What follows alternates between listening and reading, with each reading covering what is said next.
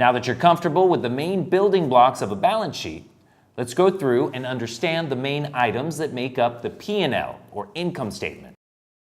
Revenue is the consideration a company receives for selling its goods or services within a specified time period. It's recognized using the accrual method of accounting, which means that revenues are booked when the goods or services are delivered, as opposed to when payment is received for them. It's advisable to go through the annual report, or 10-K, to check a company's revenue recognition policy. Some companies recognize revenue when a sale is made, that is, when they transfer ownership of the product or provide a service. For IT or construction companies, it's common for projects to run over multiple periods, as a result of which they recognize revenues as a percentage of project completion at the end of a particular time period. Cost of goods sold, or COGS, are costs incurred in the production of goods or services. These include direct raw material costs, labor, factory overheads, and transportation costs.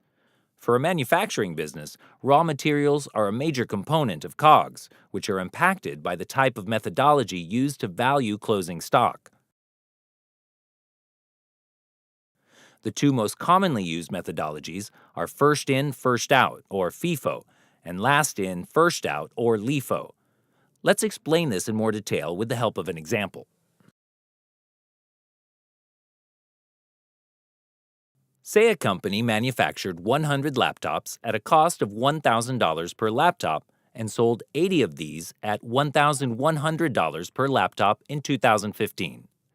Units available for sale, which is the quantity produced in 2015, is 100. We know that 80 laptops are sold in 2015, as a result of which revenue will be $88,000, which is 1,100 times 80. The company will recognize COGS for the 80 laptops sold, that is $80,000, which is $1,000 times 80. There are 20 laptops remaining at the end of 2015, and these are recognized as closing stock at $20,000, that is $1,000 times 20. Let's move to 2016. We're told that the company manufactured 100 laptops at a cost of $1,100 per laptop and sold 80 at $1,200 per laptop. What's the company's revenue, COGS, and closing stock using FIFO? Pre-sale, the company has 120 laptops. That is, the 100 that were produced in 2016 and remaining 20 laptops from 2015, which were recognized as closing stock. 80 laptops are sold in 2016, implying that revenue is $96,000, or $1,200 times 80. Based on FIFO, the 20 remaining laptops from 2015 will be sold first in 2016, and 60 from current year's production of 100 will be sold next. In this case, COGS will be $86,000, which is the sum of $1,000 times 20 and $1,100 times 60. At the end of 2016, there are 40 laptops unsold, which is the difference between units available and sold. These 40 laptops will be part of closing stock. Since all these 40 laptops are manufactured in 2016, closing stock will be $44,000, which is $1,100 times 40. So this is the picture using FIFO.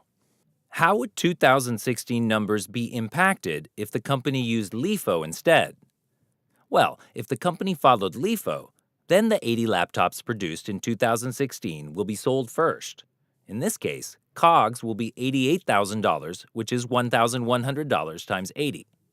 There are 40 laptops remaining at the end of 2016, which are calculated as total units available minus units sold. These 40 laptops that are unsold will be part of closing stock.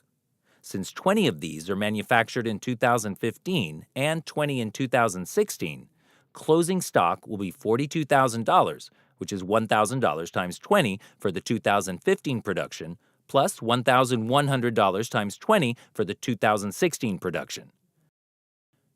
Therefore, we see that when LIFO is used, then an increase in production costs results in higher COGS and subsequently lower gross profits. In addition to the above calculation, COGS can also be computed as opening stock, which are unsold goods from the previous period, plus purchases made in the current year minus closing stock. We've shown this on line 19 in our example. Another way to think of COGS is purchases plus changes in inventory.